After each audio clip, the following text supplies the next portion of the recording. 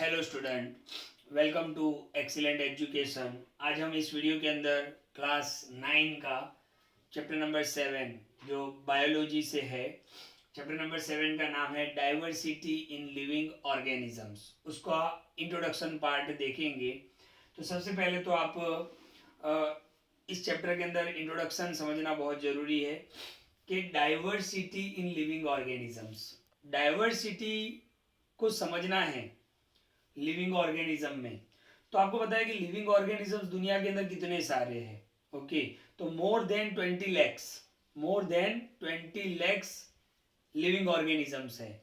अब इतने सारे ऑर्गेनिजम्स हैं तो सीधी बात है कि कुछ ऑर्गेनिजम्स ऐसे होंगे कि भाई जिनकी सिमिलैरिटी सेम होगी, कुछ ऑर्गेनिजम्स ऐसे होंगे जिनमें बहुत सारे डिफरेंसेस होंगे, है ना। तो among the different organisms on the earth पे जितने भी ऑर्गेनिजम्स है, हो सकता है कि उनमें बहुत सारी सिमिलैरिटीज हो, ये भी हो सकता है कि उनमें बहुत सारे डिफरेंसेस हो। तो लिविंग ऑर्गेनिजम्स को समझने के लिए, क्योंकि बहुत बड़ी वेराइटी है ना, मोर देन 20 लैक्स मैंने आपको बताया, तो 20 लाख से भी ज़्यादा लिविंग ऑर्गेनिजम्स है। तो इनको समझने के लिए एक स्पेसिफिक मेथड की ज़रूरत है। और स्पेसिफिक मेथड क्या हो सकती है कि भाई उसका क्लासिफिकेशन किया जाए। ओके, कि आप क्लासिफिकेशन करोगे तो क्लासिफिकेशन के बेस पे आप जो भी लिविंग ऑर्गेनिजम्स है, ओके, उसमें क्या क्या वेराइटी है, उनमें क्या क्या सिमिलैरिटीज है, उनमें क्या क्या डिफरेंस है, ये हम क्लासिफिकेशन के बेस से ही समझ सकते हैं। तो क्लासिफिकेशन है क्या, क्लासिफिकेशन क्यों किया जाता है। तो क्लासिफिकेशन क्या करता है, ये जो डिफिकल्ट टास्क है, देखो अर्थ पे इतनी सारे लिविंग ऑर्गेनिजम्स है कि उनको एक एक करके समझना बहुत ही मतलब मुश्किल डिफिकल्ट टास्क है। तो क्लासिफिकेशन क्या हेल्प करेगा, क्लासिफिकेशन यही हेल्प करेगा कि ये जो डिफिकल्ट टास्क है उसको इजियर बना देगा। ओके, तो पहले तो ये समझते हैं कि क्लासिफिकेशन है क्या। तो classification is the science, classification भी एक साइंस ही है, by which all the living organisms are grouped, जिसमें सारे लिविंग ऑर्गेनिज्म का ग्रुप बना दिया जाता है according to their similarities. Okay, तो व्हाट इज क्लासिफिकेशन। तो classification is the science, classification एक ऐसा साइंस है बाय विच, जिसके थ्रू सारे लिविंग ऑर्गेनिजम्स को ग्रुप के अंदर डिवाइड कर दिया जाता है अकॉर्डिंग टू देयर सिमिलैरिटीज। यानी सिमिलैरिटीज है तो इनको एक ग्रुप में रखो, इनके बीच में सिमिलैरिटी है उसको दूसरे ग्रुप में रखो। तो इस तरीके से ग्रुप कर दिया जाता है। फिर आप एक एक करके क्लास मतलब सारे लिविंग ऑर्गेनिजम्स को समझ सकते हो। तो क्लासिफिकेशन बहुत ही जरूरी है। अगर ऑर्गेनिज्म को क्लासिफाइड नहीं किया गया, if organisms are not classified, it will become very confusing task, है ना, मैंने पहले ही बताया बहुत ही कंफ्यूजिंग टास्क हो जाएगा। तो क्लासिफिकेशन क्या करेगा, इट मेक्स इजियर, है ना, कि हम इजीली मतलब लिविंग ऑर्गेनिजम्स और उसके अंदर कितनी वेराइटीज है वो हम समझ सकते हैं। राइट, मैंने पहले ही बताया कि more than 20 lakhs living organisms earth पर है, तो उनको समझने के लिए क्लासिफिकेशन बहुत ही जरूरी है। ओके, अच्छा, क्लासिफिकेशन का एक और फायदा क्या होगा कि हमें इवोल्यूशनरी प्रोसेस समझ में आएगा। ओके, कि भाई स्टार्टिंग के अंदर जो अर्थ पे ऑर्गेनिजम्स आए होंगे, फिर उनके बाद जो आए, फिर उनके बाद जो आए, तो धीरे धीरे जो इवोल्यूशन हुआ वो भी हम क्लासिफिकेशन से समझ सकते हैं। तो इवोल्यूशनरी जो प्रोसेस है उसको भी समझना है तो क्लासिफिकेशन करना बहुत ही जरूरी हो जाता है। अच्छा, inter relationship between different group, अगर आपने एक बार क्लासिफिकेशन कर दिया तो आप दो ग्रुप के बीच में क्या इंटर रिलेशनशिप है वो भी आप इजीली जान सकते हो। इसलिए क्लासिफिकेशन बहुत ही इंपॉर्टेंट होता है। राइट, तो हमने देखा कि हमारे अर्थ पे बहुत सारे लिविंग ऑर्गेनिजम्स है, बहुत सारी वेराइटी है उसके अंदर। अच्छा, उनके अंदर रेंज ऑफ वेरिएशन क्या है, क्या क्या मतलब उनके अंदर वेरिएशन हो सकता है। तो सबसे पहले साइज, अब देखो साइज के अंदर वेरिएशन होता है ना। आप देखो मॉस्किटो को देखो तो इतना छोटा होता है, ओके, काऊ को और बफेलो को देखो तो बहुत बड़े होते हैं। तो साइज भी है, इतनी वेराइटी के मतलब लिविंग ऑर्गेनिजम्स हमें देखने को मिलते हैं। यानी ऐसे भी लिविंग ऑर्गेनिजम्स है जिनको हम अपनी नेकेड आई से नहीं देख सकते हैं। और कितने ऑर्गेनिज्म बहुत बड़े हैं, जैसे मैं आपको बताऊं लार्जेस्ट एनिमल के अंदर लार्जेस्ट जो होगा वो blue whale, blue whale. Okay, blue whale जो क्या है, लार्जेस्ट लिविंग ऑर्गेनिज्म है एनिमल के अंदर। और प्लांट के अंदर मैं आपको बताऊं तो रेड वुड ट्रीज जो कैलिफोर्निया के अंदर है, तो ब्लू व्हेल एनिमल में और प्लांट के अंदर रेड वुड ट्रीज, ये लार्जेस्ट लिविंग ऑर्गेनिजम्स है ऑन द अर्थ। ओके, तो इनकी साइज मैटर करती है, रेंज ऑफ वेरिएशन में साइज आपको देखने को मिलेगा। कलर में भी बहुत सारे ऑर्गेनिजम्स के अलग अलग कलर होते हैं, जैसे आप पीकॉक का कलर ले लो, फिर आप कोई और बर्ड हो या कोई एनिमल का कलर ले लो, तो कलर में भी आपको वेरिएशन देखने को मिलेगा। अच्छा, प्लांट्स के कलर में भी, उसके लीव्स, उसके पत्तों के कलर में भी आपको वेरिएशन देखने को मिलेगा। फिर आप देखो तो फीडिंग मोड यानी न्यूट्रिशन, मोड ऑफ न्यूट्रिशन, कुछ होते हैं जो अपना खाना खुद बनाते हैं, जैसे प्लांट्स अपना खाना खुद बनाते हैं बाय द फोटोसिंथेसिस प्रोसेस। अच्छा, एनिमल्स जो है वो अपना खाना खुद नहीं बनाते हैं, वो प्लांट्स पर डिपेंडेंट होते हैं। यानी जो अपना खाना खुद बनाते हैं वो क्या होते हैं, ऑटोट्रॉपिक होते हैं, यानी सेल्फ मेड, अपना खाना खुद बनाते हैं। तो प्लांट्स अपना खाना खुद बनाते हैं। एनिमल्स को देखो तो वो हेट्रोट्रॉपिक होते हैं, यानी अपने खाने के लिए दूसरे पर डिपेंडेंट है, मतलब प्लांट्स पर डिपेंडेंट है। तो ये भी देखा गया है फीडिंग ऑफ मोड, इसमें भी वेरिएशन है। एक और है लाइफ स्पैन। आप देखो कुछ ऑर्गेनिजम्स का लाइफ बहुत ही छोटा होता है, कुछ ऑर्गेनिज्म का लाइफ बहुत ही बड़ा होता है। जैसे आप देख लो मॉस्किटो का लाइफ क्या होगा, कम से कम मॉस्किटो का लाइफ क्या होगा, 1 या 2 दिन, कभी कभी कुछ घंटे। जब आप डॉग को ले लो तो 15 से 20 साल तक वो अपना लाइफ स्पैन मतलब जीता है। ह्यूमन का ले लो तो भाई 60, 70, 80। तो ये सारी क्या है, रेंज ऑफ वेरिएशन है, राइट। अच्छा, अब क्लासिफिकेशन करना बहुत जरूरी था। इतने सारे लिविंग ऑर्गेनिजम्स को समझने के लिए क्लासिफिकेशन जरूरी था। तो सबसे पहले क्लासिफिकेशन किसने किया, एरिस्टोटल ने।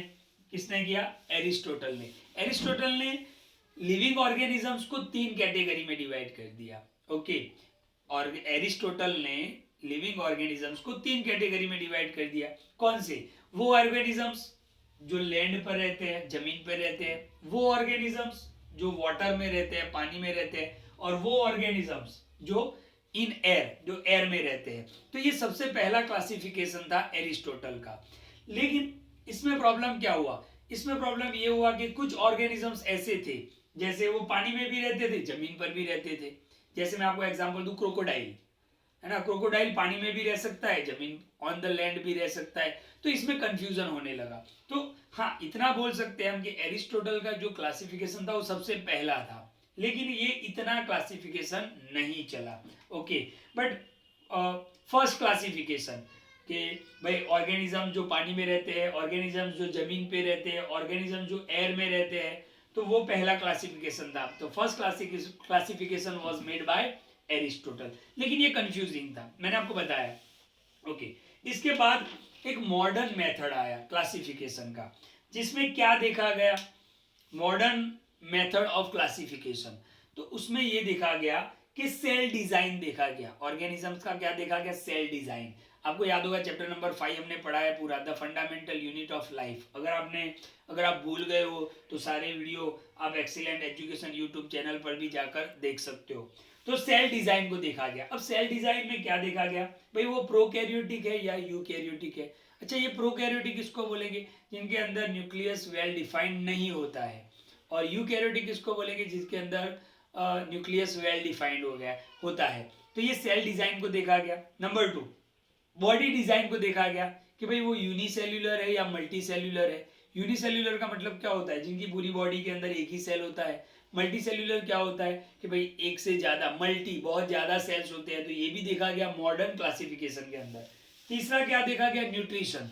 न्यूट्रिशन मैंने आपको आगे बताया, mode of nutrition, autotrophic, heterotrophic. Autotrophic वो होते हैं जो अपना खाना खुद बनाते हैं, हेट्रोट्रॉपिक वो होते हैं जो अपने खाने के लिए दूसरे पर मतलब रेडी फूड दूसरे के ऊपर डिपेंडेंट होते हैं। तो मॉडर्न क्लासिफिकेशन के अंदर ये देखा गया, क्या क्या देखा गया, सेल डिजाइन देखा गया, बॉडी डिजाइन देखा गया, एंड न्यूट्रिशन देखा गया। ओके, अब एक और इंपॉर्टेंट बात हम डिस्कस कर लेते हैं कि चार्ल्स डार्विन ये एक साइंटिस्ट है जिन्होंने एक बुक पब्लिश की 1859 के अंदर, जिसके अंदर theory and mechanism of evolution समझाया गया था। इवोल्यूशन क्या होता है कि भाई इवोल्यूशन का मतलब क्या होता है कि धीरे धीरे धीरे धीरे ऑर्गेनिज्म की बॉडी में चेंज आना, उसके मतलब सेल के अंदर चेंज आना, डेवलप्ड होना। तो ये क्लासिफिकेशन तो चार्ल्स डार्विन ने क्या समझाया कि चार्ल्स डार्विन ने ये समझाया कि भाई ये जो क्लासिफिकेशन है, okay, classification of life forms is closely related to their evolution. Charles Darwin ने क्या बताया कि क्लासिफिकेशन ऑफ लाइफ फॉर्म्स, किसी भी लाइफ फॉर्म का जो क्लासिफिकेशन होता है, यानी लिविंग ऑर्गेनिजम्स का जो क्लासिफिकेशन है, वो किसके साथ रिलेटेड है, तो वो इवोल्यूशन के साथ रिलेटेड है। और इनके ऊपर इन्होंने एक बुक को पब्लिश्ड किया जिसका नाम था the origin of species, the origin of species 1859 के अंदर। और उन्होंने एक्सप्लेन किया उसके अंदर थियरी, उन्होंने थियरी बताया, पूरे इवोल्यूशन का थियरी बताया और उसका मैकेनिज्म समझाया। तो ये चार्ल्स डार्विन का भी आपको याद रखना है। अच्छा, तो यहाँ पर क्लासिफिकेशन तो हुआ, लेकिन अभी तक परफेक्ट क्लासिफिकेशन नहीं हुआ था।